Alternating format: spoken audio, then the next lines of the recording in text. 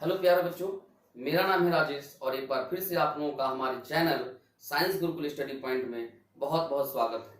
आज हम लोग लेकर आए हैं करंट इलेक्ट्रिसिटी का लेक्चर नंबर 4 और आज हम लोग सीरीज और पैरेलल कॉम्बिनेशन से रिलेटेड जो इक्विवेलेंट रेजिस्टेंस हम लोग निकाल रहे हैं वो आज हम लोग समाप्त करेंगे।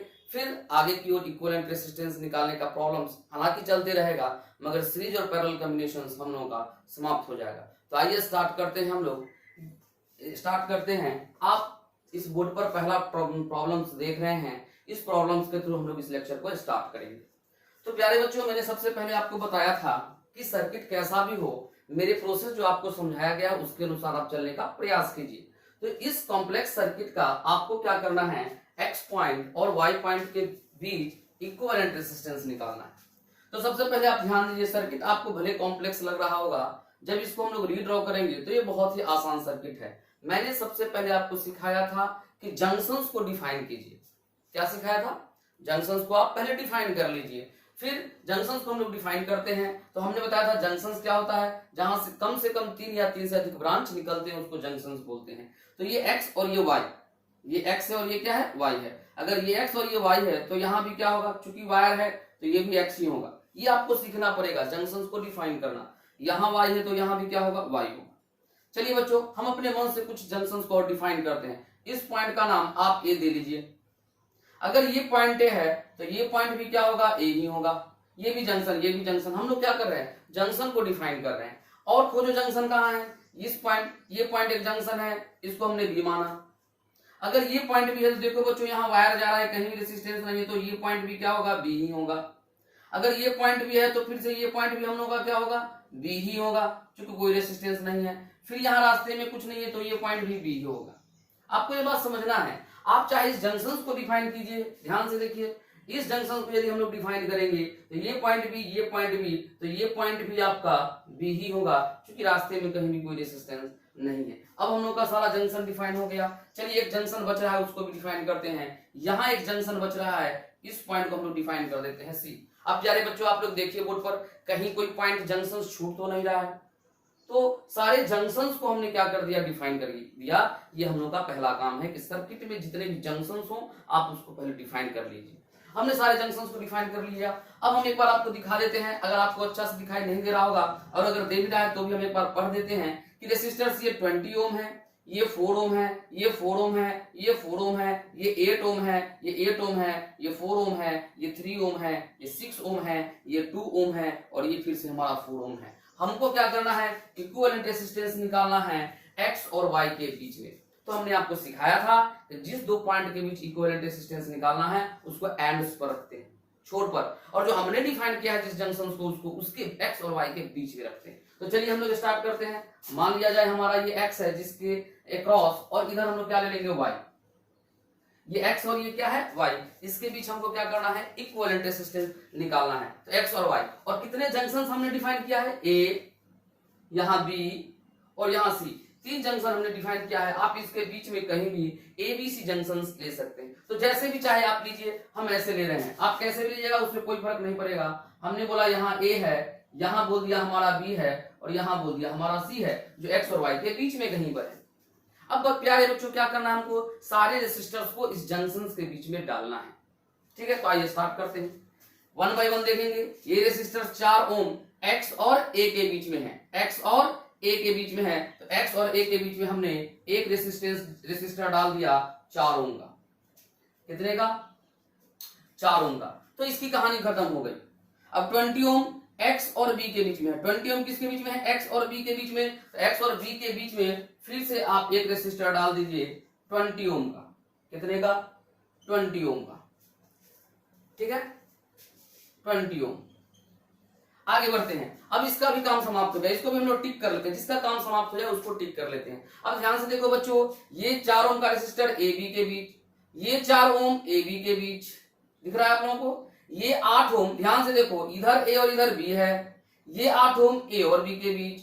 फिर ध्यान से देखो बच्चों कि ये जो 4 ओम है ये भी ए और बी के बीच में है। तो 5 ऐसे रेसिस्टर्स हैं जो पॉइंट ए और पॉइंट बी के बीच में है। फिर से ध्यान से देख लीजिए, ये रेसिस्टर्स ए बी के बीच, ये रेसिस्टर्स ए बी के बीच, ये रेसिस्टर्स जो 8 ओम का है वो भी ए बी के बीच, ये रेसिस्टर्स ए बी के बीच, और ये रेसिस्टर्स भी क्या है, ए बी के बीच है। तो इस तरह से हम लोगों का 5 रेसिस्टर्स ए और बी के बीच में है, जिसमें से 3 रेसिस्टर्स 4 ओम का है और 2 रेसिस्टर्स 8 ओम का है। मेरे प्यारे बच्चों, तो आपको क्या करना होगा, मैं थोड़ा अच्छा से डायग्राम दिखाने के लिए ए पॉइंट को इस तरह से लिख देता हूं, ऊपर थोड़ा दिखा देता हूं। यहां पर मान लेते हैं हम लोगों का ये क्या है, 4 ओम, ये कितना था, 4 ओम। अब हमने क्या किया, ए और बी के बीच में ये पॉइंट हमारा क्या है, ए, ये पॉइंट हमारा क्या है, ये पॉइंट ए है। ए और बी के बीच में कितना रेसिस्टर्स आपको मिल रहा है, 5 रेसिस्टर्स मिल रहा है। चलिए 5 रेसिस्टर्स हम ड्रॉ कर देते हैं। ये हम लोगों का पहला रेजिस्टर्स, ये हम लोगों का दूसरा रेजिस्टर, ये हम लोगों का तीसरा रेजिस्टर, ये हम लोगों का चौथा रेजिस्टर, और ये हम लोगों का 5वां रेजिस्टर। यानी ए और बी के बीच में कितना रेजिस्टर है, 5 रेजिस्टर। सबका वैल्यू कितना है, तो हम साइड में लिख देते हैं, 2 8 ओम का है और बाकी 3 4 ओम का रेजिस्टर है। ठीक है बच्चों, तो हम लोग को इसका काम हो गया, इसका हो गया, इसका हो गया, इसका हो गया और इसका हो गया। अब इधर आएंगे, इधर ये दोनों रेसिस्टर्स बचा हुआ है, तो ये दोनों रेसिस्टर्स किसके बीच में है, बी पॉइंट कहां है, देखो ये रेसिस्टर्स किसके बीच, बी और सी। ये रेसिस्टर्स किसके बीच, इसका इधर इस तरफ का छोर बी है और इस तरफ का छोर क्या है, सी। यानी ये दोनों रेसिस्टर्स बी और सी के बीच में है। तो बी और सी के बीच में फिर से हम लोग 2 रेसिस्टर्स लगा देते हैं, एक रेसिस्टर यहां और एक रेसिस्टर यहां, और इसका वैल्यू कितना है, 3 ओम और 6 ओम, 3 ओम और 6 ओम। तो इसका भी कहानी खत्म और इसका भी कहानी खत्म। अब इस रेसिस्टर्स को देखो, ये रेसिस्टर्स Y और C के बीच में, किसके बीच में, Y और C के बीच में। तो चलिए यहां पर हमारा C है, यहां पर हमारा क्या है, C, और यहां क्या है, Y है। इसके बीच में हम लोग एक रेसिस्टर्स लगा देते हैं, कितने ओम का, 2 ओम का। ठीक है, अब ये 4 ओम किसके बीच है, Y और B के बीच। तो वो यहां पर भी है Y और B के बीच, फिर से हमने एक रेसिस्टर लगा दिया, कितने का, 4 ओम का, 4 ओम का। और कोई बच गया हम लोगों का, तो देखेंगे, चेक करेंगे यहां पर टोटल कितने रेसिस्टर्स हैं, 1 2 3 4 5 6 7 8 9 10। फिर से देखेंगे, 3 3 6 7 8 9 10, 11 रेसिस्टर्स हैं। यहां हम लोग चेक करते हैं 1, और यहाँ 5 और 1 6 7 8 9 10 11 टोटल रेसिस्टर्स हम लोगों का यहाँ पर आ चुका है, कुछ भी छूटना नहीं चाहिए। आइए अब हम इसको सॉल्व करते हैं। हमको x और y के बीच में, ये हमारा x है और ये हमारा y है, इसके बीच में हमको इक्विवेलेंट रेजिस्टेंस अब हम लोग आसानी से ज्ञात कर सकते हैं। कैसे, जरा ध्यान से देखेंगे मेरे प्यारे बच्चों। हम ये जंक्शन और ए बी जंक्शन के बीच हमने सिखाया था, जितने भी रास्ते हों और उसमें एक एक रेसिस्टर्स हो तो वो पैरेलल में होते हैं। तो यहाँ A और यहाँ क्या है B, ये पांचों रेसिस्टर्स पैरेलल में हैं, तो पांचों को हटाकर हम एक रेसिस्टर्स लगा सकते हैं। तो कैसे करेंगे, इसका वैल्यू करेंगे 8 और 8 अगर हम लोग ऐड करेंगे 8 और 8 तो कितना हो जाएगा, 8/2 4। फिर वो 4 4 रेसिस्टर्स 4 ओम के अगर पैरेलल में हो तो आंसर होगा 4/4 यानी 1 ओम। यानी इस पांचों रेसिस्टर्स को हटाकर हम लोग पॉइंट A और पॉइंट B के बीच में 1 ओम का एक रेसिस्टेंस लगा सकते हैं।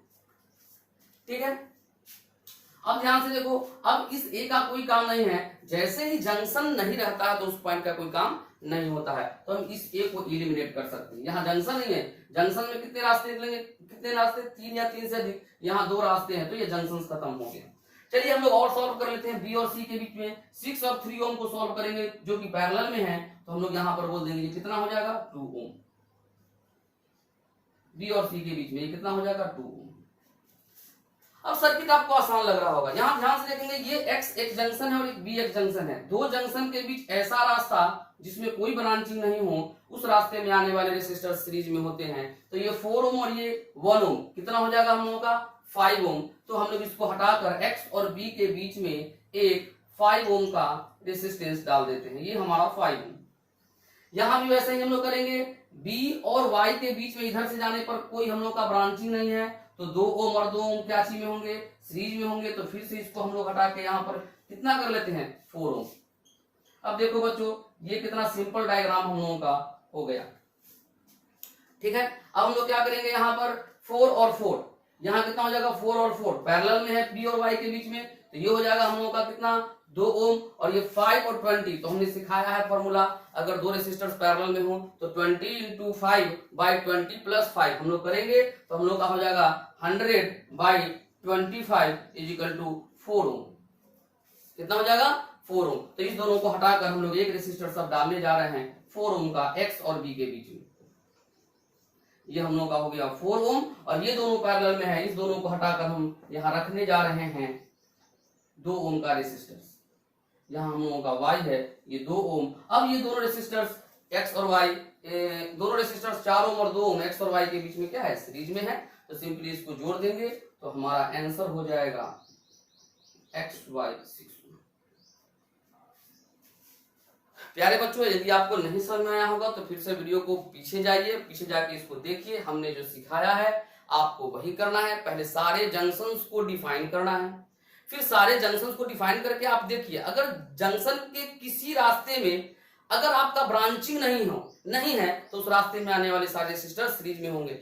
और यदि जंक्शंस में बहुत सारे रास्ते हैं और उसमें एक एक रेसिस्टर्स है तो वो पैरेलल में होंगे। बस सिंपल सा कॉन्सेप्ट है, इसको आप ध्यान में रखिए और प्रॉब्लम्स बनाइए। आइए आगे देखते हैं अगला प्रॉब्लम।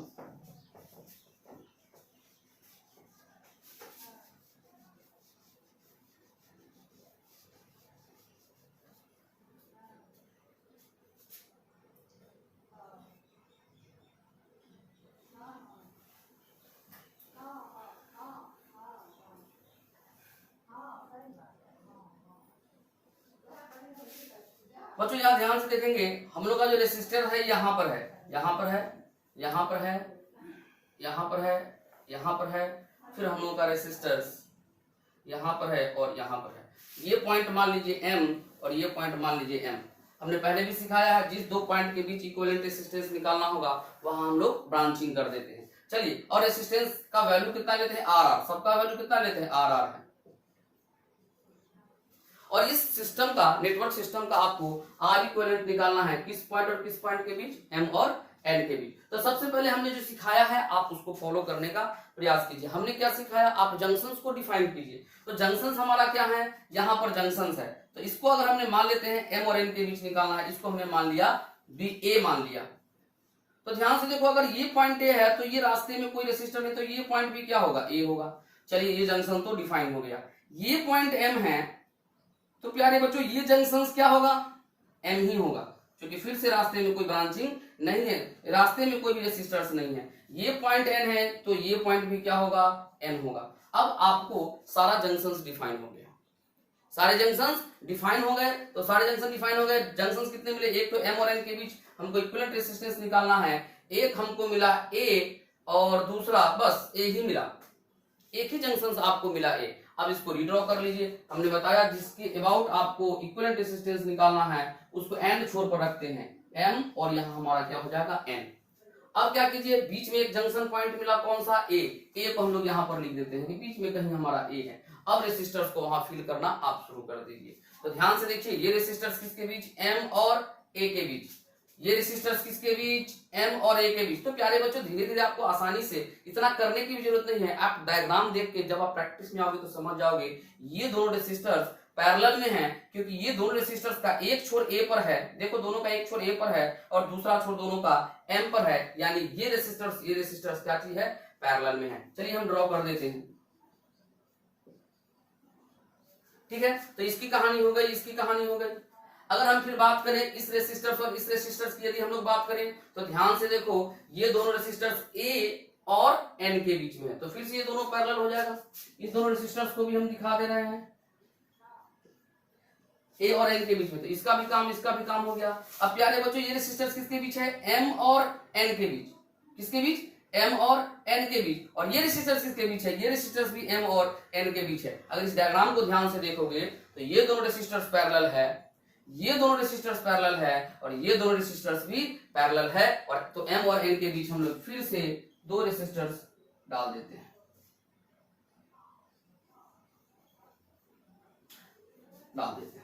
ये हमारा डायग्राम ड्रॉ हो गया। अब हमको इक्विवेलेंट रेसिस्टेंस निकालना है, तो ये बहुत आसान, ये R, ये R, ये R और ये R। थोड़ा सा स्पीड आप लोग को अब बढ़ गया होगा, हम लोग बता सकते हैं ये R और ये R क्या है, पैरेलल। तो कितना हो जाएगा, R/2। ये R और ये R क्या है, पैरेलल, तो कितना हो जाएगा, R/2। अब ये R/2, ये R/2 क्या चीज में है, सीरीज में है। तो इस सबको हटाकर हम लोग यहाँ पर एक रेसिस्टेंस डाल सकते हैं, कितने का, R का। कितने का, R का। अब ध्यान से देखो बच्चों, ये रेसिस्टेंस और ये रेसिस्टेंस किस दो पॉइंट के बीच में है, एम और एन पॉइंट के बीच में है। तो आर इक्विवेलेंट तीनों पैरेलल में हो जाएगा, तो आर इक्विवेलेंट का वैल्यू होगा R/3।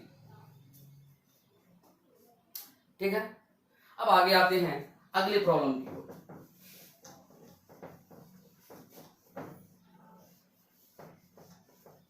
एक प्रॉब्लम हम लोग लेते हैं 2000 के बाद, कभी वो आईआईटी में पूछा हुआ है, देखेंगे उसको।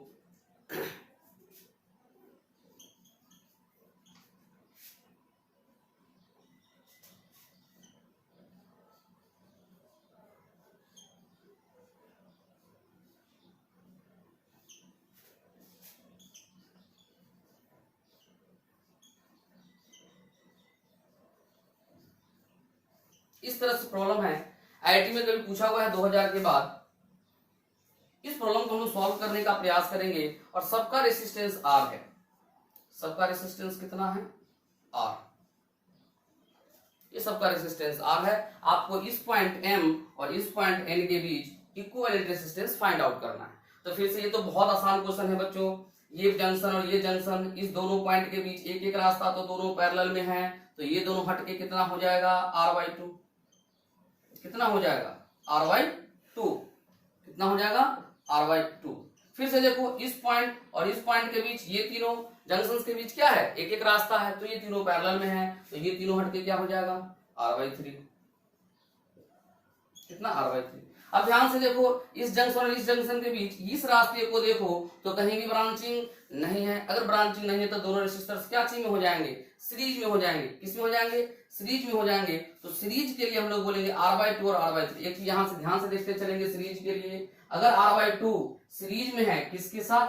R/3 के साथ। तो एक ट्रिक हम फिर से आपको बताने का प्रयास कर रहे हैं। अगर सीरीज में होगा तो आप एक चीज याद रखिए, सीरीज में होगा तो हमको पता है, यहां पर लिख देंगे 1/2, कोफिशिएंट लिखते हैं R का 1/2, और यहाँ पर क्या है? 1/3। हमने दोनों वीडियो में, पिछले वीडियो और उसके पिछले वीडियो में भी इस पर चर्चा किया है कि अगर इस तरह के डायरेक्ट फ्रैक्शन हो तो इसका आंसर हम लोग कैसे निकालते हैं। तो हम लोग बोलेंगे कि चूंकि सीरीज में है तो 1 को 1 से मल्टीप्लाई करेंगे तो 1 हो जाएगा, और 3 × 1 प्लस 2 × 1 करेंगे तो ये क्या हो जाएगा? 5 हो जाएगा।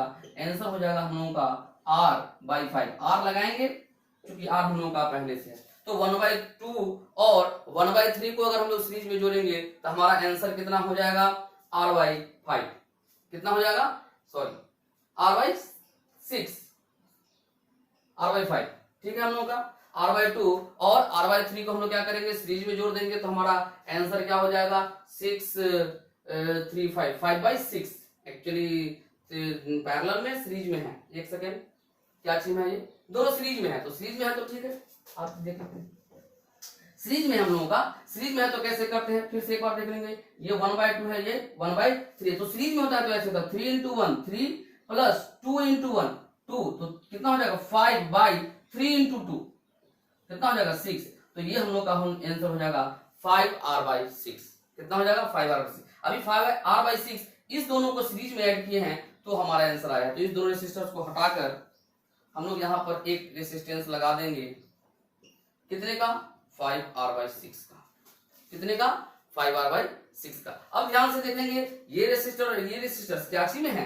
पैरेलल में है। तो पैरेलल में है तो फिर इसको हम लोग सॉल्व कर देंगे, और हम फिर से एक फॉर्मूला आपको सेट करवाएंगे, ध्यान दिलवाएंगे कि यदि R के साथ जब भी सीरीज में या पैरेलल में हो तो एक फॉर्मूला बोलेंगे, याद रखना। R है और क्या हम लोग के पास है?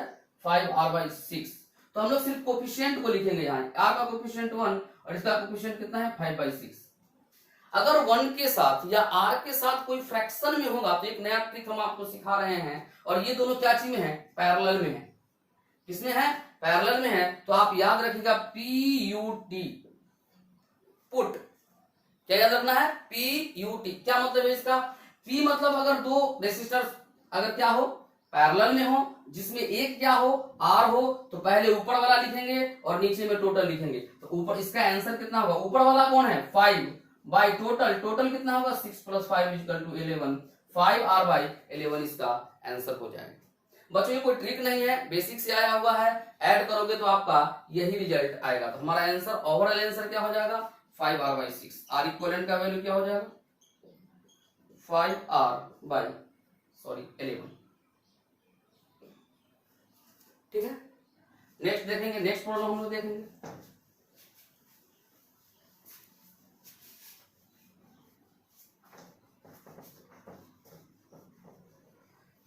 आइए नेक्स्ट प्रॉब्लम हम देखते हैं।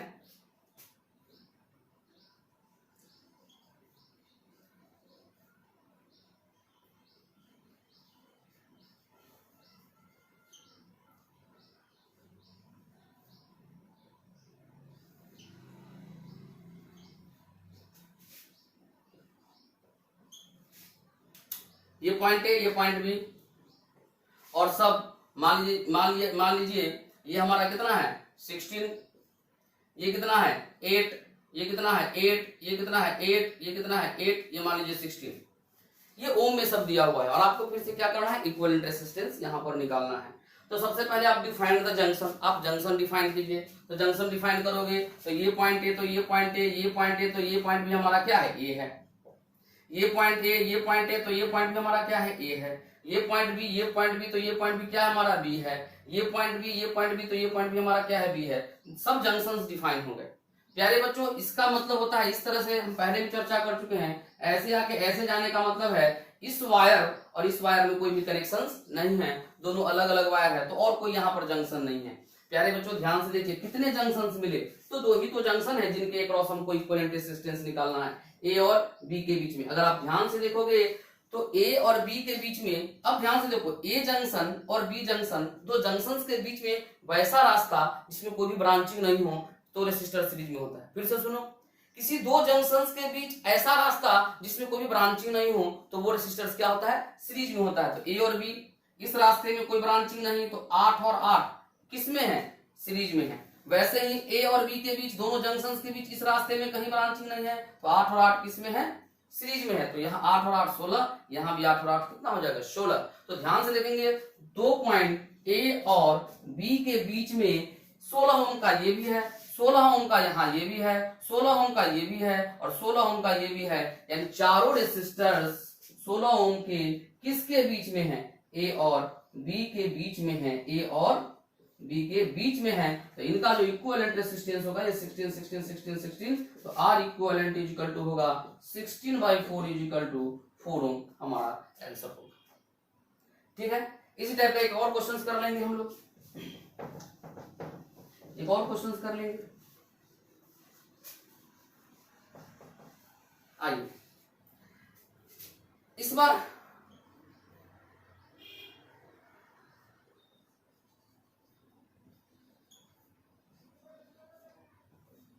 इस तरह से हमारा क्वेश्चंस है, इस तरह से हमारा क्वेश्चंस है। यहां भी एक रेजिस्टेंस ले लेते हैं, फिर से पॉइंट ए और ये फिर से हमारा पॉइंट बी। मान लीजिए ये 15 है, ये 15 है, ये भी 15 है, ये भी 15 है, ये भी 15 है और ये भी 15 है। सारे रेजिस्टर्स कितने ओम के हैं, 15 ओम के हैं। हमको क्या करना है, ए और बी के बीच में इक्विवेलेंट रेजिस्टेंस निकालना है। ए और बी के बीच में क्या निकालना है, इक्विवेलेंट रेजिस्टेंस। तो हमने क्या सिखाया, सबसे पहले हमने क्या सिखाया कि सबसे पहले आप जंक्शंस को डिफाइन कीजिए। तो जंक्शन को हम लोग डिफाइन करते हैं, ये जंक्शन है, ये ए, तो ये भी हमारा क्या है, ए है। ये ए, तो ये भी हमारा क्या है, ए है। ये हमारा बी है, तो ये भी हमारा क्या होगा, बी। ये बी है, तो ये भी हमारा क्या होगा, बी। अब देखो प्यारे बच्चों, यहाँ एक और जंक्शन है, यहाँ एक और जंक्शन है जहां 3 या उससे अधिक रास्ते निकल रहे हो, इसको हमको खुद डिफाइन करना पड़ेगा। इसको आप मान लीजिए डी। अब कितना जंक्शन आपको मिल रहा है, तो बोलेंगे एक जंक्शन यहाँ, एक टर्मिनल यहाँ और एक टर्मिनल यहाँ। आप इसके इक्विवेलेंट निकालने के लिए आपको ध्यान से देखोगे तो डी और बी, ये रेसिस्टर्स किसके बीच, डी और बी। ये रेसिस्टर्स किसके बीच, डी और बी। इसका मतलब दोनों रेसिस्टर्स निश्चित रूप से पैरेलल में हैं। तो इस दोनों को हटाकर ये पॉइंट बी यहाँ लिखिए या यहाँ लिखिए, कोई फर्क नहीं पड़ता है। तो दोनों 15 को हटाकर, चूंकि ये दोनों क्या है, पैरेलल में है, एक रेसिस्टर्स हम लोग यहाँ लगा सकते हैं 15/2 R/2। सिमिलरली डी और ये रेसिस्टर एडी के बीच, ये रेसिस्टर्स भी एडी के बीच, यानी दोनों रेसिस्टर्स क्या है, दो जंक्शंस के बीच है और सिंगल सिंगल रास्ता है। तो बोलेंगे हम लोग ये दोनों भी पैरेलल में है और इनके बीच एक रेसिस्टर हमने लगा दिया कितना, 15/2। अब ध्यान से देखेंगे, इस पॉइंट और इस पॉइंट के बीच ये दोनों क्या चीज में है, सीरीज में है। तो ये दोनों सीरीज में है, तो 15/2 ऐड होके हमारा रेसिस्टेंस हो जाएगा 15 का। सीरीज में होते हैं तो 2 × R हो जाता है। अब ये तीनों रेसिस्टर्स क्या चीज में आपको ए और बी के बीच में दिख रहे हैं, पैरेलल में दिख रहे हैं, तो इसका आर इक्विवेलेंट का वैल्यू सिंपली हो जाएगा 15/3। आर बाई एन फॉर्मूला होता है 15/3, आंसर हो जाएगा हम लोग का 5 ओम। ठीक है, आइए एक और क्वेश्चन इस पर करते हैं, इस टाइप के लास्ट क्वेश्चन करते हैं, फिर हम लोग अगले कॉन्सेप्ट की ओर चलेंगे जहां हम लोग देखेंगे शॉर्ट सर्किट के बारे में। बहुत प्यारे बच्चों, बहुत इंपॉर्टेंट कॉन्सेप्ट है, लेकिन उससे पहले एक और प्रॉब्लम हम करना चाहेंगे, उसको हम लोग देख लेते हैं।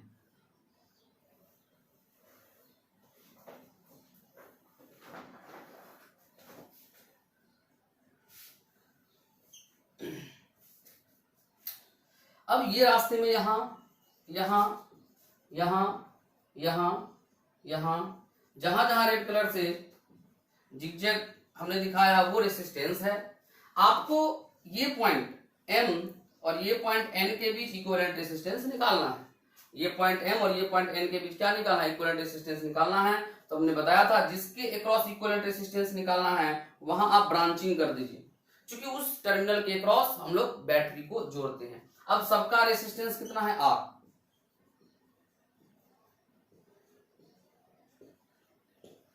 सबका रेसिस्टेंस कितना है, R। हमको क्या करना है, इक्विवेलेंट रेसिस्टेंस निकालना है। हमको क्या करना है, इक्विवेलेंट रेसिस्टेंस निकालना है, किसके बीच, M और N के बीच। तो हम सबसे पहले ऐसे जंक्शंस को डिफाइन कर लेंगे। मान लेते हैं कि इस जंक्शंस को और इस जंक्शन को अगर हम ध्यान से देखें और इस दो जंक्शंस के बीच इस रास्ते में कहीं भी कोई ब्रांचिंग नहीं है, इस पॉइंट दो पॉइंट के बीच इस रास्ते में कहीं कोई ब्रांचिंग नहीं है, तो इसमें आने वाले रेसिस्टर सीरीज में होंगे। ये R और ये R क्या चीज में हो जाएंगे, सीरीज में हो जाएंगे। तो हम इस दोनों R को हटाकर एक R रख सकते हैं जिसका वैल्यू 2R के बराबर होगा, क्योंकि R और R क्या चीज में थे, सीरीज में थे। अब मेरे प्यारे बच्चों, ये 2R और ये R इस दोनों पॉइंट के बीच क्या चीज में आपको दिखलाई दे रहा है, पैरेलल में दिखलाई दे रहा है। तो पैरेलल में दिखलाई देगा तो इसका डायरेक्ट आंसर होगा 2 × 1/2 + 1 जो फॉर्मूला होता है, तो वो हो जाएगा इस दोनों को हटा के, क्योंकि पैरेलल में है तो पैरेलल का फॉर्मूला लगाएंगे, तो हम लोग का आंसर हो जाएगा 2R/3। कितना हो जाएगा, 2R/3।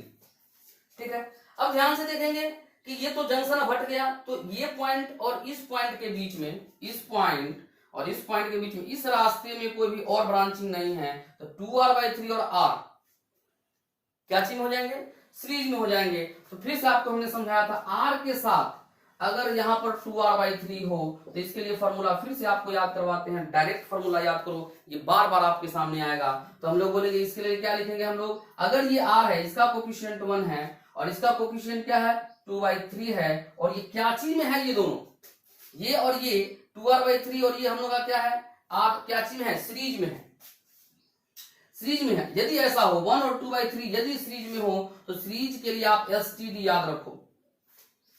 हम मीनिंग समझाते हैं इसका। STD मतलब सीरीज में होगा तो टोटल, टोटल मतलब दोनों को जोड़ दो, दोनों को जोड़ दो, उसको टोटल बोलते हैं। 2 + 3 कितना, 5/D का मतलब होगा डिनोमिनेटर, इसके डिनोमिनेटर में क्या है 3, तो 5R/3 आंसर हो जाएगा। कब, जब 2R/3 और R को हम लोग ऐड करेंगे तो रिजल्ट हमारा क्या आएगा, 5R/3। तो फिर से हम इस दोनों रेसिस्टर्स को हटाकर यहां पर डाल देंगे 5R/3, 5R/3। चलिए अब आगे देखते हैं, आगे देखते हैं। अब ये 5R/3 फिर से R के साथ यहां और यहां इस पॉइंट के बीच क्या चीज में आ रहा है, हम लोगों का पैरेलल में आ रहा है। क्या चीज में आ रहा है, पैरेलल में। तो फिर से हमने समझा, फिर से एक फॉर्मूला देखेंगे और वो बता दिए कि बार बार आएगा। ये कितना है, 5/3R। तो हम लोग क्या करते हैं, ये दोनों क्या चीज में है, पैरेलल में है, पैरेलल में है, तो इसका कोफिशिएंट आप लिख लीजिए, ये पैरेलल में है, इसका कोफिशिएंट 1 लिख लीजिए, इसका कोफिशिएंट 5/3। जब भी R के साथ कॉम्बिनेशन हो उसका डायरेक्ट फॉर्मूला याद करने के लिए, अगर पैरेलल में है तो पैरेलल में आप याद कर लीजिए PUT। क्या याद करना है, PUT। P मतलब पैरेलल में हो तो U मतलब ऊपर वाला, ऊपर में कितना है 5/T, T मतलब टोटल, इस दोनों को जोड़ देंगे 8, और ये R लगा हुआ है तो यहां पर डालेंगे 5R/8। धीरे धीरे आपको समझ में वो आ जाएगा। और अगर ट्रिक नहीं समझ में आता है तो बेसिक से जाएंगे, जैसा आपको हमने सिखाया है फॉर्मूला कैसे निकालते हैं सीरीज और पैरेलल का, उस फॉर्मूला को लगाकर आप बना लीजिए। हालांकि इस पर अगर आपका प्रैक्टिस हो जाएगा तो आपका कैलकुलेशंस बहुत ही फास्ट हो जाएगा। तो चलिए कितना आया हम लोगों का 5R/8। तो इस दोनों को हम लोग हटा के और यहाँ पर एक रेसिस्टर लगा देंगे 5R/8। चलिए तो इस दोनों को हटा देते हैं, यहाँ पर हम लोग लगा देते हैं कितना 5R/8। फिर से ध्यान से देखेंगे ये रेसिस्टर और ये रेसिस्टर इस दो पॉइंट के बीच, इस जंक्शन, अब तो ये जंक्शन रहा ही नहीं, इस जंक्शन और इस जंक्शन के बीच आपका इस रास्ते में कोई ब्रांचिंग नहीं है, तो दोनों रेसिस्टर्स क्या होंगे, सीरीज में होंगे। तो देखो बच्चों अभी कितना काम करेगा, बार बार सीरीज पैरेलल किसके साथ आ रहा है, आर के साथ आ रहा है। तो फॉर्मूला याद रखना, आर जब सीरीज में हो किसके साथ, 5R/8 के साथ, तो हमने सिखाया है यहाँ 1 कोफिशिएंट है और यहाँ कितना है 5/8। सीरीज के लिए आप याद रखना क्या चीज, STD। क्या मतलब, सीरीज में हो तो T मतलब टोटल, 8 और 5 को जोड़ दीजिए तो कितना 13 बाई डिनोमिनेटर, डिनोमिनेटर कितना है आपका 8, तो आंसर होगा 13R/8। ठीक है, तो हम लोग क्या करेंगे 13R/8 लिखेंगे, कितना लिखेंगे 13R/8। इस दोनों को जब जोड़ेंगे तो हमारा आंसर आएगा, सीरीज में है 13R/8। चलिए यहां पर हम लोग लिख देते हैं कितना 13R/8। अब फिर से देखो ये रेसिस्टर और ये रेसिस्टर इस पॉइंट और इस पॉइंट के बीच क्या चीज है, पैरेलल में। तो फिर से पैरेलल का फॉर्मूला, एक R है और एक कितना है 13R/8 है, तो इसका कोफिशिएंट 1 और इसका कोफिशिएंट 13/8। अगर ये दोनों है क्या चीज में, तो बोलेंगे पैरेलल में। किसमें है ये दोनों, पैरेलल में। तो पैरेलल के लिए क्या सीखा है, पुट याद करो, पुट मतलब पैरेलल में हो तो ऊपर वाला बाई टोटल, तो ऊपर कितना है 13, ऊपर कितना है 13 बाई टोटल, टोटल कितना हो जाएगा 21, यानी ये आंसर होगा 13R/21। इस दोनों को जब हम लोग R इक्विवेलेंट निकालेंगे इस दोनों का, तो हो जाएगा 13R/21। तो इस दोनों को हटाकर हम लोग एक रेसिस्टर लगा देते हैं यहां पर, कितने का 13R/21। अब हम लोग ध्यान से देखेंगे, फिर से आपको समझ में आ रहा होगा कि जो रेसिस्टेंस है कौन सा, ये वाला रेसिस्टेंस और ये वाला रेसिस्टेंस इस रास्ते के थ्रू, चूंकि यहाँ भी जंक्शन खत्म हो गया, इस रास्ते के थ्रू सीरीज में है, तो फिर से इस दोनों को क्या करेंगे, ऐड करेंगे। और ऐड करेंगे तो फिर से यहाँ देखेंगे, यहाँ R है और यहाँ क्या है 13R/21। तो इसका कोफिशिएंट कितना 1 और इसका कोफिशिएंट कितना 13/21। क्या चीज में है, सीरीज में है कि पैरेलल में, सीरीज में है कि पैरेलल में, तो सीरीज में। ये सीरीज में है, ये भी सीरीज में है, तो सीरीज के लिए याद रखना है STD। STD कहने का मतलब सीरीज में हो तो टोटल, टोटल मतलब इस दोनों को जोड़ देंगे तो कितना आएगा 3 और 1 4 और 2 और 1 3, 34 बाई डी का मतलब डिनोमिनेटर 21R, 34R/21। इस दोनों को ऐड करेंगे तो होगा। चलिए तो इसका आंसर हम लोग का यहाँ पर आ गया, R इक्विवेलेंट कितना 34R/21।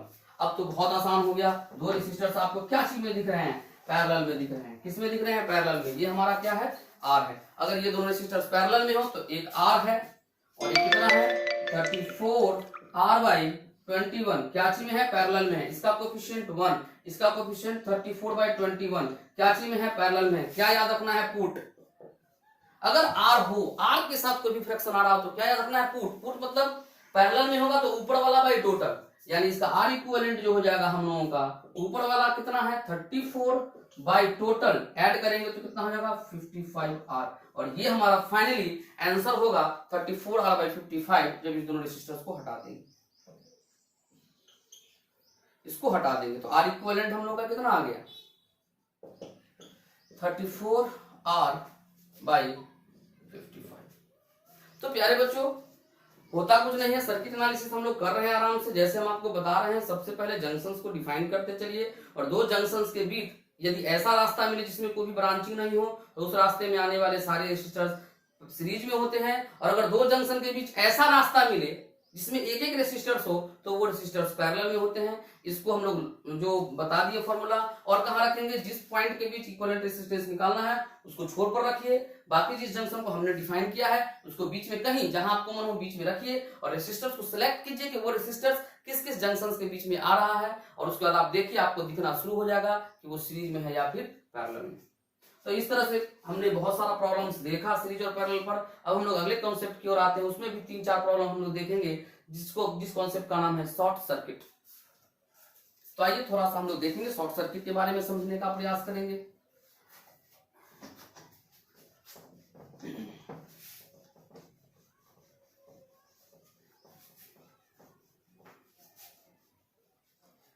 शॉर्ट सर्किट का थोड़ा सा मतलब समझ लेंगे हम लोग।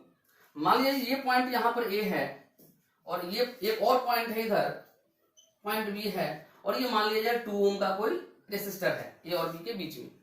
अगर इधर से कोई करंट हम लोग भेजते हैं, अगर इस सर्किट से करंट आता है मान लिया जाए आई, तो 2 ओम से कितना करंट जाएगा, आई करंट ही जाएगा।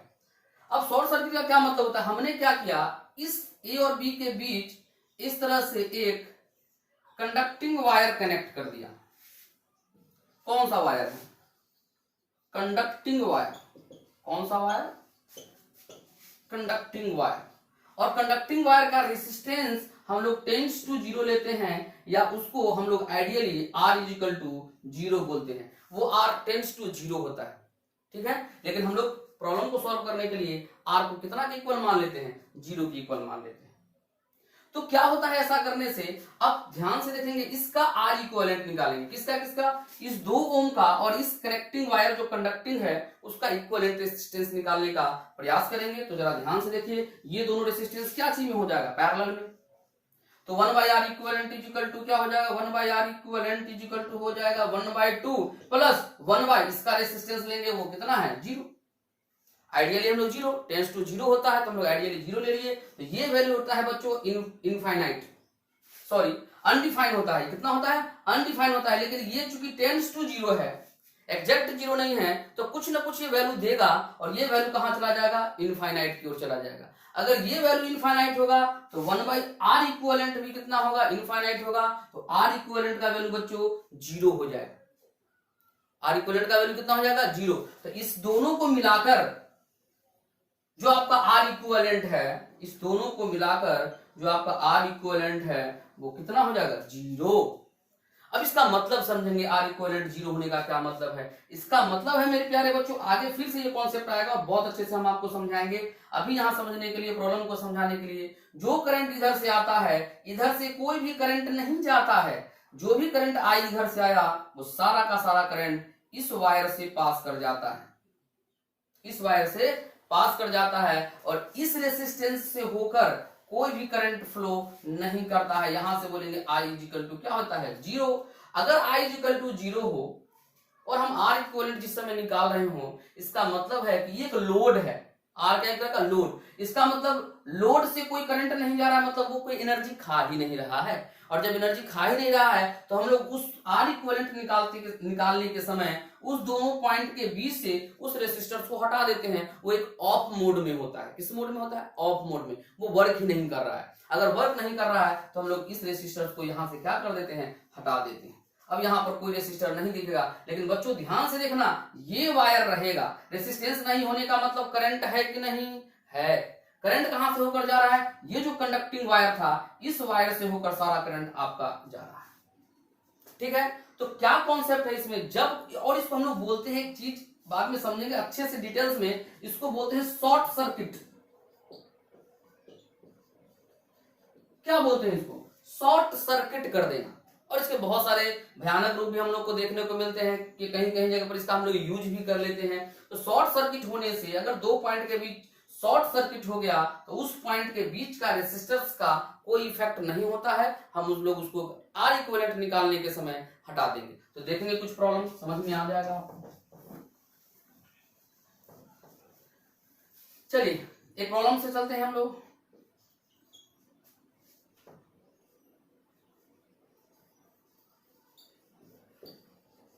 सिंपल सा क्वेश्चन है, 2 ओम 2 ओम 2 ओम 2 ओम 2 ओम 2 ओम। बताओ पॉइंट ए और पॉइंट बी के बीच इक्विवेलेंट रेसिस्टेंस कितना होगा, 6 ओम। सिंपल, ये R और ये R, ए से बी के बीच क्या है, सीरीज में है, तो कितना हो जाएगा, 6 ओम। मगर अगर किसी ने यहां से यहां कोई कंडक्टिंग वायर कनेक्ट कर दिया, कंडक्टिंग वायर कनेक्ट कर दिया, और अब आपसे पूछा गया कि बताओ पॉइंट ए और पॉइंट बी के बीच इक्विवेलेंट रेसिस्टेंस कितना है, तो कॉन्सेप्ट आ जाएगा शॉर्ट सर्किट का। यानी कि आपका ये पॉइंट जो भी होगा, मान लेते हैं अगर ये पॉइंट क्या है बी, तो ये पॉइंट भी अब आपका बी ही हो जाएगा, क्योंकि वायर में कहीं भी बीच में रेसिस्टेंस नहीं आया है। तो ये पॉइंट बी, तो ये पॉइंट भी क्या है, बी है। बच्चों आगे अच्छा से समझ में आएगा, ये पॉइंट बी और बी होने का मतलब दोनों का पोटेंशियल अप्रोक्सीमेटली सेम हो जाता है, तो इससे होकर कोई भी करंट नहीं जाता है। इसका जो भी करंट यहां से आएगा वो इससे होकर चला जाएगा। इसका मतलब इस रेसिस्टर का कोई इफेक्ट है कि नहीं, तो बोलेंगे नहीं, ये रेसिस्टर दो सेम पॉइंट के बीच में फंस गया है। ऐसा जब भी होगा तो उस रेसिस्टर का आर इक्विवेलेंट में कोई भी रोल नहीं होगा, तो इस आर इक्विवेलेंट, इस आर का कोई मतलब नहीं है, इसको हटा दो, ये काम का नहीं है, ये शॉर्ट सर्किट हो गया है। तो अब आर इक्विवेलेंट कितना होगा ए और बी के बीच में? क्या यहाँ गैप है? बोलेंगे नहीं, यहाँ है, यहाँ कंडक्टिंग वायर है, तो आर इक्विवेलेंट कितना हो जाएगा? आर, ये 2R और ये 2R इस तरह से जाएंगे, सीरीज में है, तो आंसर हो जाएगा 4R। कितना आंसर हो जाएगा? 4R। ठीक है, अब एक क्वेश्चन और हम लोग करके देखेंगे, एक क्वेश्चन और, दो क्वेश्चन और करेंगे, शॉर्ट सर्किट के कॉन्सेप्ट को अच्छा से समझने का प्रयास करेंगे। अब यहां से एक क्वेश्चन और देखेंगे।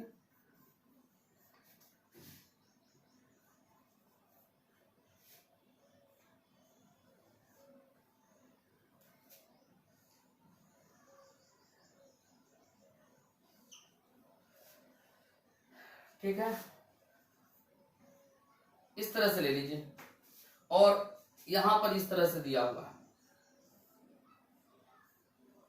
सबका सब 6 ओम ले लो, 6 ओम, ये भी 6, ये भी 6, ये भी 6, ये मान लीजिए 2 ओम, ये पॉइंट ए और ये पॉइंट बी। ठीक है, अब हम लोग को क्या करना है? आर इक्विवेलेंट निकालना है। तो आर इक्विवेलेंट निकालने के लिए आपको ये ध्यान देना होगा कि शॉर्ट सर्किट, क्या डायग्राम में कहीं शॉर्ट सर्किट दिख रहा है? तो जी हाँ, शॉर्ट सर्किट दिख रहा है। कहां पर? इस जगह पर शॉर्ट सर्किट है। शॉर्ट सर्किट होने का मतलब है कि ये पॉइंट का पोटेंशियल यदि ए है और इसका हमने यदि मान लिया पोटेंशियल बी, तो इसका भी, तो इसका भी बी, और इसका भी तो इस वायर के थ्रू आएगा कहीं रेसिस्टर, तो इसका भी पोटेंशियल बी, यानी ये रेसिस्टर इस दो सेम पॉइंट के बीच फंस गया, तो ये शॉर्ट सर्किट हो गया। इस रेसिस्टर का कोई रोल नहीं है, तो इस रेसिस्टर को हम लोग यहां से गायब कर देंगे।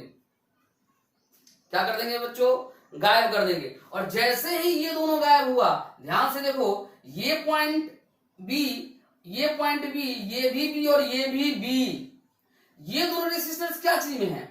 इस रास्ते के थ्रू सीरीज में है। लेकिन अगर सीरीज में है भी, मान लीजिए सीरीज में हमने यहां लिख दिया 6 और 6 कितना? 12।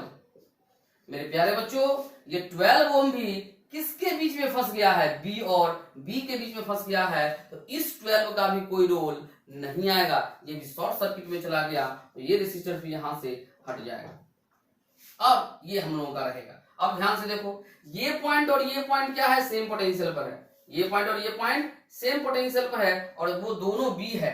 इस पॉइंट को, सॉरी बी नहीं लेंगे क्योंकि बी हम पहले से यहां लिए हुए हैं, हम उसको पहले से पॉइंट को क्या मान सकते थे? सी, क्योंकि बी हम लोग यहां पहले से लिए हुए हैं, तो ये पॉइंट यदि सी है, ये पॉइंट भी सी ही होगा, तो ओवरऑल ये सारा पॉइंट सी है। तो ये 6 ओम रेसिस्टर्स, ये बी तो ये भी बी, ये किसके बीच में है? बी सी के बीच में। ये किसके बीच में? ये भी बी और सी के बीच में है, तो ये 6 ओम और ये 6 ओम क्या चीज में हो जाएंगे? पैरेलल में हो जाएंगे। तो 6 और 6 यदि पैरेलल में होंगे तो रिजल्ट होगा कितना? 3 ओम। कितना हो जाएगा? 3 ओम। तो यहां हो जाएगा 3 ओम, और फिर यहां से यहां हम लोग ध्यान से देखेंगे तो 3 और 2 ए से बी तक सीरीज में है, तो आंसर आपको R equivalent is equal to हो जाएगा 5 ओम। ठीक है प्यारे बच्चों, क्या आप लोगों को समझ में आ रहा है? ठीक है, एक और क्वेश्चन लास्ट देख लेते हैं शॉर्ट सर्किट पर। और भी शॉर्ट सर्किट के बारे में हम लोग बहुत सारे कॉन्सेप्ट को सीखेंगे। फिलहाल यदि आपको डायग्राम में शॉर्ट सर्किट दिखे,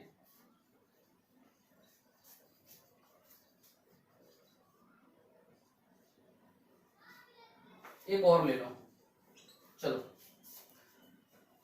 हम लोगों ने क्या किया, इस तरह से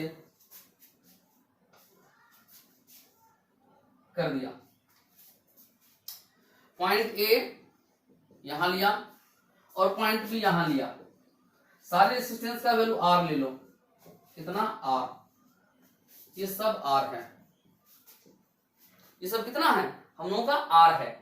और क्वेश्चन आपको पूछा गया पॉइंट ए और पॉइंट बी के बीच में आर इक्विवेलेंट निकालिए, कितना? आर इक्विवेलेंट निकालिए। तो आर इक्विवेलेंट निकालने के लिए हम लोग क्या करेंगे? ये आर और ये आर, पॉइंट ए और पॉइंट बी के बीच जंक्शंस को डिफाइन करो। तो ये पॉइंट ए तो ये पॉइंट भी ए, ये ए तो ये भी ए। अगर ये ए है तो ध्यान से देखो, ये सारा पॉइंट ये भी ए, ये सारा पॉइंट ए, सबका सब पॉइंट जो हमने डिनोट किया है वो पॉइंट क्या हो गया? ए, और ये पॉइंट बी है। तो जंक्शंस कितने मिल रहे हैं? जंक्शंस तो 2 ही मिल रहे हैं। कौन, ए और बी। आपको इक्विवेलेंट रेजिस्टेंस किसके बीच में निकालना है, ए और बी के बीच में। ये रेजिस्टर्स ध्यान से देखो, ये रेजिस्टर्स एक पॉइंट और एक पॉइंट के बीच में फंसा हुआ है, तो क्या इस रेजिस्टेंस का कोई रोल होगा, बोलेंगे बिल्कुल नहीं, तो इस रेजिस्टेंस को हटा दीजिए। सिमिलरली ध्यान से देखिए, ये पॉइंट भी हमारा ए था, ये रेजिस्टर फिर से 2R होगा, लेकिन किसके बीच में फंसा हुआ है, किसके बीच में फंसा हुआ है, ए और ए के बीच में फंसा हुआ है, तो इस दोनों का भी कोई रोल नहीं है। इस दोनों रेजिस्टर्स को देखिए, ये पॉइंट भी ए था, ये भी दोनों ए और ए के बीच में फंसा हुआ है, यानी इस दोनों रेजिस्टर्स का भी कोई रोल नहीं होगा। यानी सिंपली आप देख रहे हैं, जो 5 रेजिस्टर्स हमने दिया था, सिर्फ एक रेजिस्टर्स का रोल है, और वो कौन सा रेजिस्टर्स है, यहाँ वाला जो ए और बी के बीच में है। तो आर इक्विवेलेंट का वैल्यू कितना हो जाएगा, ठीक है। चलिए अब हम लोग आगे आते हैं और अगले कॉन्सेप्ट की चर्चा करेंगे। शॉर्ट सर्किट से रिलेटेड जितने भी क्वेश्चंस आएंगे, आप इसी कॉन्सेप्ट के अनुसार आप बनाइएगा, आपसे क्वेश्चंस बन जाएंगे। नेक्स्ट अब हम लोग चर्चा करते हैं, एक नए कॉन्सेप्ट की ओर आते हैं। थोड़ा सा ध्यान से देखेंगे, अगर ये कोई वायर है, बहुत इंपॉर्टेंट कॉन्सेप्ट है बच्चों, बहुत ज्यादा पूछा जाता है। ये कोई वायर है जिसका लेंथ L है और रेडियस R है, लेंथ L है और रेडियस लेंथ L है और क्रॉस सेक्शनल एरिया इसका क्या है, A है। क्रॉस सेक्शनल एरिया इसको हम लोग बोलते हैं, क्रॉस सेक्शनल एरिया बोलते हैं, वो A है। तो हम लोग जानते हैं कि इसका जो रेसिस्टेंस होगा R, उसका वैल्यू होता है row L by A, row L by A। अगर मान लिया जाए कि आपका रो और एरिया ऑफ क्रॉस सेक्शन ये दोनों कांस्टेंट हो, तो हम लोग बोलेंगे R directly proportional to L। क्या बोलेंगे, R directly proportional to L। मतलब अगर L लेंथ का रेसिस्टेंस यदि हम लोग मान लेते हैं कितना है, R है, तो L बाई 2 का कितना हो जाएगा, L बाई 2 का कितना हो जाएगा, R बाई 2। मतलब डायरेक्टली प्रोपोर्शनल होगा, R डायरेक्टली प्रोपोर्शनल टू क्या होगा, L। आइए देखते हैं इसमें कैसे कैसे सवाल बनाए जाते हैं। इसमें जब हम लोग सवाल बनाएंगे तो ध्यान से देखेंगे कि मान लीजिए आपको देगा कि एक L लेंथ का रॉड है, कंडक्टिंग वायर है, जिसका रेसिस्टेंस बोलेगा R है। रेसिस्टेंस कितना है, R। उसने कहा कि इस लेंथ को हमने एक इक्विलैटरल ट्रायंगल में मोड़ दिया। किस में मोड़ दिया, इक्विलैटरल ट्रायंगल में इसको हमने मोड़ दिया, और अब आपको पूछेगा कि इस पॉइंट और इस पॉइंट के बीच इक्विवेलेंट रेजिस्टेंस निकालिए। तो प्यारे बच्चों हम लोग जानते हैं R क्या है, डायरेक्टली प्रोपोर्शनल टू L है। अगर इसको 3 इक्वल पार्ट में इक्विलैटरल में आपने मोड़ दिया है, तो इसका लेंथ L/3, इसका भी L/3 और इसका भी कितना हो जाएगा, L/3। तो इसका रेसिस्टेंस यदि R/3 है तो इसका भी हो जाएगा R/3 और इसका भी कितना हो जाएगा, R/3। और अगर ये पॉइंट हमारा A है और ये पॉइंट हमारा क्या है, B है, और आपको बोला कि A और B के बीच में इक्विवेलेंट रेसिस्टेंस निकालिए, तो ये दोनों R/3 और R/3 क्या चीज में हो जाएंगे, सीरीज में हो जाएंगे। तो कितना हो जाएगा R/3 और R/3, 2R/3। R/3 और R/3 कितना हो जाएगा सीरीज में, तो 2R/3। उसके साथ R/3 क्या चीज में है, पैरेलल में है। क्या चीज में है, पैरेलल में है। तो R इक्विवेलेंट निकालने का डायरेक्ट फॉर्मूला आप पिछला वीडियो जाके देख सकते हैं। यदि पैरेलल में और फ्रैक्शन में दिख रहा हो तो हम लोग बोलेंगे 1 into 2, कोफिशिएंट की चर्चा करते हैं। 1 into 2 कितना हो जाएगा, 2 बाई 2 into 3 6 plus 3 9, 2R/9 इसका आंसर हो जाएगा। ठीक है, अब आगे आते हैं। अब इसी में और क्या क्या पूछा जा सकता है आपसे, देखते जाओ बच्चों। इस टाइप के क्वेश्चंस बहुत ज्यादा पूछे जाते हैं। अब ये लेंथ L, रेसिस्टेंस R, इसको एक स्क्वायर का फॉर्म दे दिया गया। किसका फॉर्म दे दिया गया, स्क्वायर का फॉर्म। अब आपको इस पॉइंट और इस पॉइंट के बीच में पूछेगा कि इक्विवेलेंट रेसिस्टेंस आप निकालिए, तो हम लोग बोलेंगे स्क्वायर दिए, ये लेंथ L था उसको स्क्वायर में मोड़ दिया, तो इसका लेंथ L/4 और L/4 हो जाएगा। तो रेसिस्टेंस बोलेंगे तो कितना हो जाएगा, R/4 R/4 R/4 R/4। अब ध्यान से देखेंगे हम लोग कि R/4 इस रास्ते से क्या चीज में है, सीरीज में है, तो कितना हो जाएगा 3R/4। कितना हो जाएगा 3R/4, और ये R/4 इसके साथ क्या चीज हो जाएगा, पैरेलल में R/4। तो R इक्विवेलेंट निकालने के लिए फिर से फॉर्मूला देखो, मेरा फॉर्मूला काम में अब आ रहा है, आप लोगों को ध्यान से देखना। फ्रैक्शन है और पैरेलल में, तो 3 into 1 कितना हो जाएगा, 3 बाई 4 into 3 12 प्लस 4 कितना हो जाएगा, 12 प्लस 4 16, यानी 3R/16 इसका आंसर हो जाएगा। ठीक है, इसी क्वेश्चन में आपसे क्या कर सकता था कि आपको ए बी पॉइंट यहां नहीं सिलेक्ट करके ए बी पॉइंट यहाँ नहीं सिलेक्ट करके ए और बी पॉइंट यहाँ सिलेक्ट करता, ये पॉइंट बी, तो ये r/4 और ये भी कितना है r/4। इस समय ये r/4 और ये r/4 क्या हो जाता सीरीज में, ये r/4 क्या चीज होता सीरीज में, तो r/4 और r/4 सीरीज में कितना r/2, और यहाँ भी r/4 सीरीज में कितना r/2, और r/2 और r/2 क्या चीज में पैरेलल में, तो कितना हो जाएगा r/4, यानी इसका आंसर कितना हो जाता है r/4। तो आपको बच्चों समझ में आ रहा है, चाहे इसको तीन में इक्विलैटरल बनाओ या स्क्वायर बनाओ या पेंटागन बनाओ, कोई फर्क नहीं पड़ता है। आप क्या करो, पेंटागन बना लो और आपको बोलेगा इस पॉइंट और इस पॉइंट के बीच इक्विवेलेंट रेजिस्टेंस निकालिए, ये पॉइंट है ये पॉइंट भी, तो ये कितना हो जाएगा r/5, ये भी कितना r/5, ये भी कितना r/5, ये भी कितना r/5, ये भी कितना r/5। अब ध्यान से देखो, इस रास्ते में ये r/5 4 r/5 क्या चीज है सीरीज में, तो कितना हो जाएगा 4r/5, और ये r/5 के साथ क्या चीज में हो जाएगा पैरेलल में, तो पैरेलल में होगा तो डायरेक्ट r इक्विवेलेंट निकालना हम आपको सिखा चुके हैं कि दो फ्रैक्शन यदि पैरेलल में होगा। यदि आपको नहीं ध्यान है तो लेक्चर नंबर 2 जाके मेरा देखिए, वहां आपको समझ में आ जाएगा।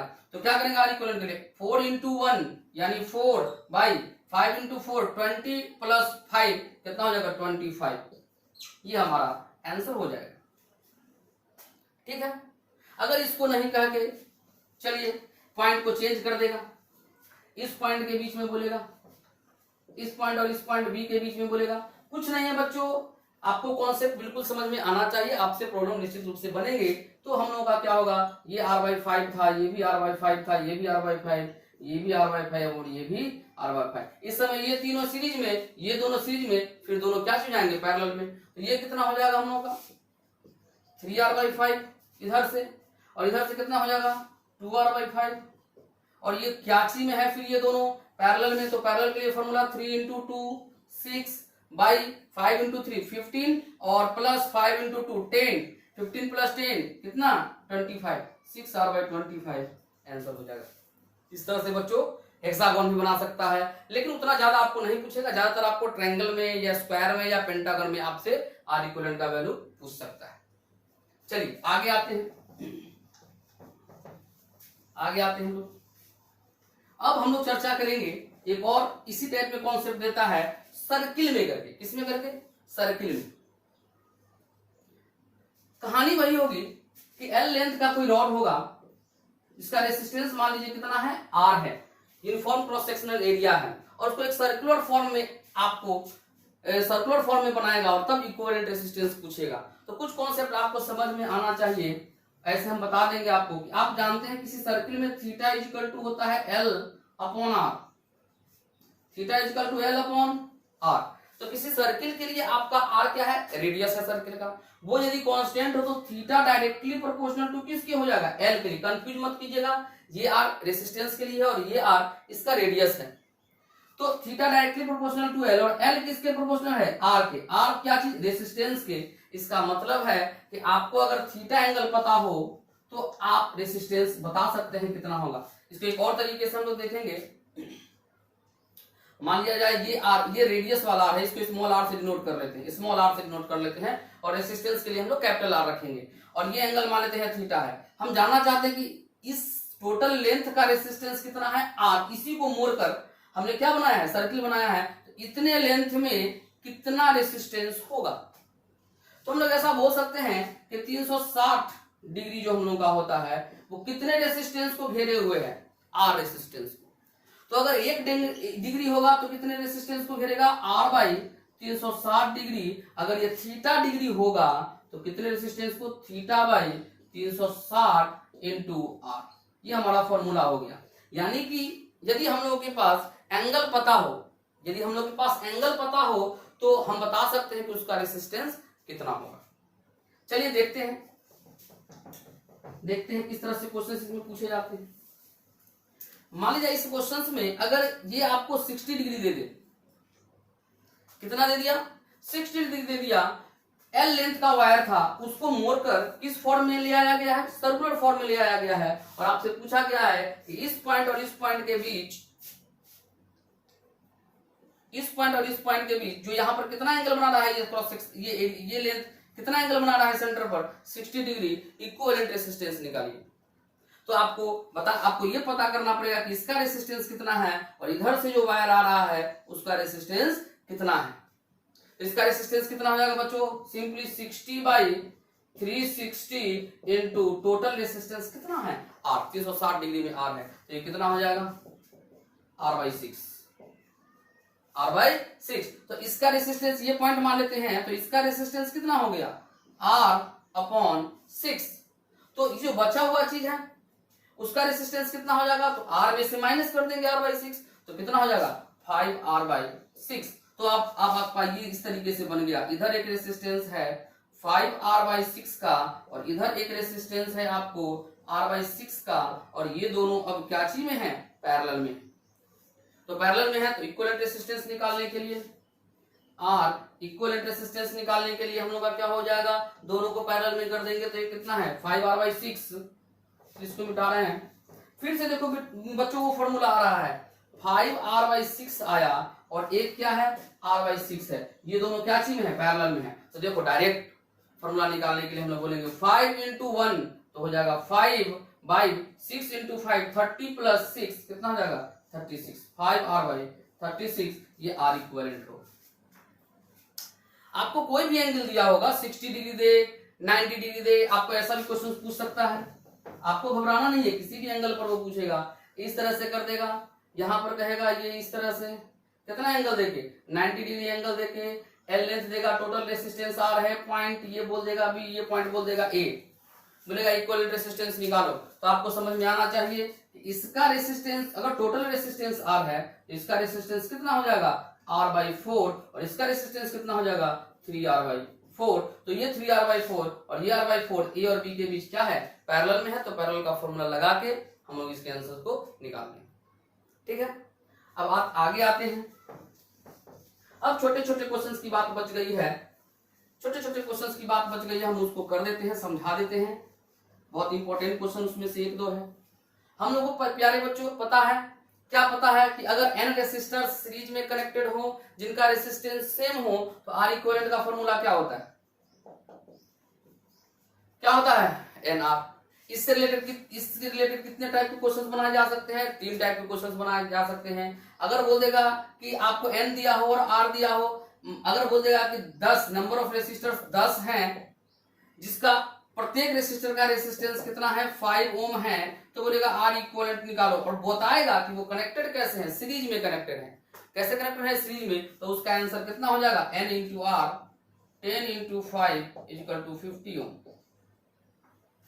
ठीक है, छोटा छोटा क्वेश्चन है, हम आपको अंत कर रहे हैं क्लास को, तो बताते हुए चलते हैं। 5 मिनट में सारा चीज हम लोग समाप्त कर लेते हैं, बहुत आसान चीज है। तो इसमें हम लोग देखेंगे और क्या पूछ सकता है, इसमें हो सकता है n और R नहीं देके R इक्विवेलेंट दे दे। कैसे क्वेश्चन पूछेगा कि 5 रेसिस्टर्स सीरीज में कनेक्टेड हैं जिनका इक्विवेलेंट रेसिस्टेंस 50 ओम है, समझना मेरी बात। तो R का वैल्यू बताओ। 5 रेसिस्टर्स सीरीज में कनेक्टेड हैं जिनका इक्विवेलेंट रेसिस्टेंस 50 ओम है और सारे रेसिस्टर का रेसिस्टेंस सेम है, आइडेंटिकल रेसिस्टर्स हैं, तो R का वैल्यू बताओ। इस फॉर्मूला में हम लोग R इक्विवेलेंट की जगह 50 रखेंगे, n की जगह 5 रखेंगे, R का वैल्यू निकालना होगा, दिस डिवाइडेड बाय दिस करेंगे तो हम लोग का आंसर हो जाएगा 10 ओम। ठीक है, तो ये हमको R इक्विवेलेंट दिया और n दिया तो ये निकाल सकते हैं। अब कुछ भी कभी कभी बोल सकता है आपको ये भी कि n निकालो, तो n का वैल्यू क्या हो जाएगा R equivalent by R। Questions खुद बनाना सीखो। n ये बताएगा कि कुछ रेसिस्टर्स या n रेसिस्टर्स सीरीज में कनेक्टेड हैं जो आइडेंटिकल हैं जिनका इक्विवेलेंट रेसिस्टेंस कितना है, मान लेते हैं R इक्विवेलेंट = मान लो 100 ओम, और प्रत्येक रेसिस्टर का रेसिस्टेंस मान लेते हैं 10 ओम दिया हुआ है, बोलेगा बताओ n का वैल्यू क्या होगा। तो सिंपली n का वैल्यू निकालने के लिए R इक्विवेलेंट में R से डिवाइड कर देंगे, n का वैल्यू 10 ओम आ जाएगा। तो इस तरह से आपको क्वेश्चंस आ सकते हैं, छोटा छोटा क्वेश्चंस 12th लेवल में ये सब क्वेश्चंस आपको मिल सकते हैं। फिर हम लोग पैरेलल की कहानी यदि करेंगे तो पैरेलल के लिए हम लोग को पता है कि अगर R आइडेंटिकल रेसिस्टर्स पैरेलल में कनेक्टेड होते हैं और जिनकी संख्या n हो, तो R इक्विवेलेंट का जो फॉर्मूला होता है वो होता है R/n। फिर इससे रिलेटेड आपको 3 टाइप के क्वेश्चंस पूछा जा सकता है। क्या पूछा जाएगा, R दे देगा और n दे देगा तो R इक्विवेलेंट पूछेगा, बोलेगा कि 10 रेसिस्टर्स n का वैल्यू 10 है और प्रत्येक रेसिस्टर का रेसिस्टेंस आपको दे देगा कितना, मान लेते हैं 2 ओम दे दिया या कितना 50 ओम दे दिया, पैरेलल में कनेक्टेड है, तो बोलेगा आर इक्विवेलेंट निकालिए, तो आर इक्विवेलेंट का फॉर्मूला हो जाएगा आर बाई एन, 50/10, इसका मतलब हो जाएगा कितना 5 ओम।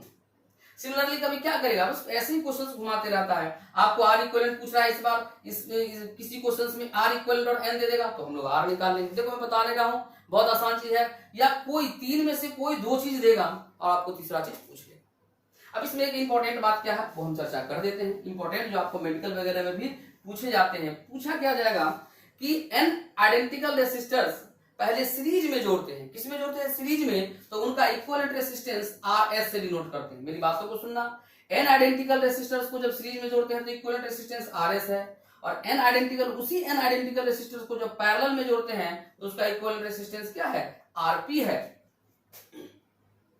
तो आपको पूछेगा कि बताओ आर एस बाई आरपी क्या है, मतलब इक्विवेलेंट रेसिस्टेंस जब सीरीज में जोड़े डिवाइडेड बाय इक्विवेलेंट रेसिस्टेंस जब पैरेलल में जोड़े तो इसका रेशियो क्या है। तो प्यारे बच्चों, एन आइडेंटिकल रेसिस्टर जब सीरीज में होता है तो उसका फॉर्मूला हम लोगों का होता है N into R divided by, जब पैरेलल में होता है तो उसके लिए फॉर्मूला है आर बाई एन। बहुत इंपॉर्टेंट फॉर्मूला है, आपको मेडिकल वगैरह में ये सब क्वेश्चंस मिल जाते हैं। एन ऊपर चला जाएगा तो ये रेशियो हो जाएगा R S by RP is equal to N square. या आपको उल्टा भी पूछ सकता है, उल्टा भी पूछ सकता है कि आरपी बाई आर एस बताइए, क्या बताइए, आरपी बाई आर एस का वैल्यू आप बताइए क्या होगा। तो आरपी बाई आर एस, इसको इन्वर्स कर देंगे, आंसर हो जाएगा 1/r²। अब फिर से ध्यान दो, यहां पर फिर से तीन क्वांटिटी है, कौन कौन, एन, आर एस और आरपी। मैं बता नहीं रहा हूं, बहुत आसान चीज है, इसमें भी तीन टाइप के क्वेश्चन आपको बना देंगे। कभी हो सकता है आर एस और आरपी दे देगा, क्या दे देगा, आर एस और आरपी आपको दे देगा और एन का वैल्यू पूछ लेगा। कभी आर एस और एन दे देगा, आरपी का वैल्यू पूछ लेगा। तो ये फॉर्मूला में तीन अननोन है, किसी दो क्वांटिटी को आपको देगा और आपसे वो प्रॉब्लम पूछ सकता है। तो इस टाइप में क्वेश्चन आ सकते हैं। एक लास्ट क्वेश्चन के साथ हम लोग इस क्लास को समाप्त करेंगे, लेक्चर को समाप्त करेंगे। इसमें एक टाइप और लास्ट टाइप देख लेते हैं। कभी बोलेगा कि दो रेसिस्टर्स R1 और R2 यदि वो सीरीज में हैं, R1 और R2 सीरीज में हैं, तो उनका इक्विवेलेंट रेसिस्टेंस मान लीजिए 18 ओम है। कितना है, कैसे कनेक्टेड है, सीरीज में कनेक्टेड है, तो इसका इक्विवेलेंट रेसिस्टेंस RS गिवन है कितना, 18 ओम। और जब यही दोनों रेसिस्टर्स पैरेलल में कनेक्टेड हो, means R1 R2 by R1 plus R2, तो ये हम लोगों का 6 ओम है। कितना है, 6 ओम है। ये 18 ओम है और ये कितना है, 6 ओम है। जब रेसिस्टर्स को, दो रेसिस्टर्स को सीरीज में ऐड करते हैं तो इक्विवेलेंट रेसिस्टेंस 18 ओम है, और जब पैरेलल में कनेक्टेड करते हैं तो इक्विवेलेंट रेसिस्टेंस 6 ओम है। तो इंडिविजुअल रेसिस्टर्स का रेसिस्टेंस आपसे पूछ सकता है। तो उस स्थिति में क्या करेंगे, बहुत आसान है। R1 प्लस R2 का वैल्यू कितना है, 18। यहाँ पर R1 प्लस R2 का वैल्यू हम लोग रख देंगे, तो हो जाएगा R1 R2 by 18 is equal to 6। तो हम लोग का यहाँ से हो जाएगा R1 into R2, R1 into R2 is equal to हो जाएगा हम लोग का कितना, 18 into 6। R1 R2 by R1 plus R2 is equal to कितना हम लोगों को दिया हुआ है, 12 एंड 6 4, कितना दिया एक्चुअली, ये 4 है, एक्चुअली कितना है, 4 है। तो ये कितना हो जाएगा हम लोग का 4, यहां कितना रखेंगे 4। तो R1 into R2 is equal to कितना हो जाएगा हम लोगों का 72। ठीक है, अब यहां से आप R2 का वैल्यू निकाल के इस इक्वेशन में रख दो, तो आपको क्वाड्रेटिक में चला जाएगा इक्वेशन, और वहां से सॉल्व करोगे तो आंसर मिल जाएगा। यहां से किसका वैल्यू निकालें, R2 का वैल्यू क्या होगा, 18 माइनस R1। तो यहां हम लोग लिखेंगे R1 इंटू R2 का वैल्यू लिख देंगे 18 minus R1 is equal to कितना हो जाएगा, 72। तो यहां से हम लोग जब सॉल्व करेंगे ये हो जाएगा 18 R1, चलो सॉल्व कर देते हैं। 18 R1 minus R1 square is equal to कितना हो जाएगा हम लोगों का 72, इधर ले जाएंगे तो हो जाएगा R1 का square minus 18 R1 plus 72 is equal to 0। इसको आप दो तरीके से सॉल्व कर सकते हैं, फैक्टराइज मेथड से भी सॉल्व कर सकते हैं। तो फैक्टराइज मेथड से सॉल्व करेंगे तो हो जाएगा R1 square minus 12 R1 minus 6 R1 plus 72 equal to 0, यहां से R1 का वैल्यू सॉल्व करोगे तो 2 वैल्यू मिलेगा, कितना 12 ओम और 6 ओम। तो R1 यदि 12 ओम होगा तो R2 6 ओम होगा, और R2 यदि 12 ओम होगा तो R1 6 ओम होगा। तो इस तरह के क्वेश्चन, छोटे छोटे आसान क्वेश्चन आप लोगों को पूछते हैं। तो ये जो मेरा क्लास था ये आपको सीरीज और पैरेलल कॉम्बिनेशन से रिलेटेड था, इसमें हम लोग R इक्विवेलेंट निकालना सीखे हैं। मेरे प्यारे बच्चों, R इक्विवेलेंट का क्लास समाप्त नहीं हुआ है। R इक्विवेलेंट का कम से कम 3-4 लेक्चर और बनते हैं, जिसमें हम लोग व्हीटस्टोन ब्रिज चर्चा करते हैं, जो व्हीटस्टोन ब्रिज के फॉर्म में होते हैं। सिमेट्रिकल मेथड हम लोग देखेंगे, जंक्शन रिमूवल देखेंगे, लैडर प्रॉब्लम्स देखेंगे। तो बहुत सारे प्रॉब्लम्स आप लोगों को कॉम्पिटिशन्स में पूछे जाते हैं, जिसको फिर हम लोग आगे आने वाले लेक्चर्स में कंटिन्यू करेंगे। यहाँ हम लोग पैरेलल और सीरीज कॉम्बिनेशन को समाप्त करते हैं। अगर ये वीडियो आपको पसंद आ रहा हो तो निश्चित रूप से आप इस चैनल को सब्सक्राइब कीजिए, जिससे आगे भी और अच्छे अच्छे कंटेंट आपके सामने अवेलेबल हो सके। धन्यवाद।